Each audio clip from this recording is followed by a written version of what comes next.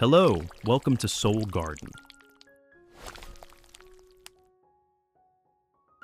The Phalaenopsis orchid, also known as the moth orchid, is one of the most beloved flowering plants thanks to its elegant beauty, graceful appearance, and long-lasting blooms.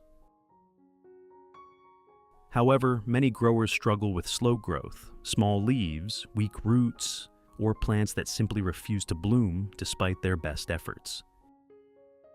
In today's video, I'll show you a simple and effective way to care for your Phalaenopsis orchid using common ingredients that you can easily find right in your kitchen.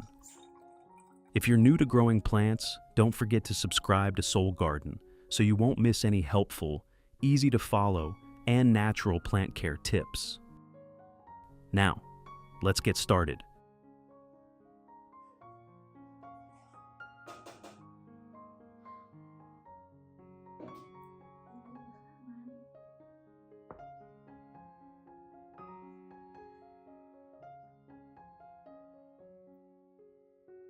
In addition to the English voice, we have now created dubbed voices in French, German, Italian, Spanish, Portuguese, Japanese, Hindi, and Indonesian to help you understand the content more easily.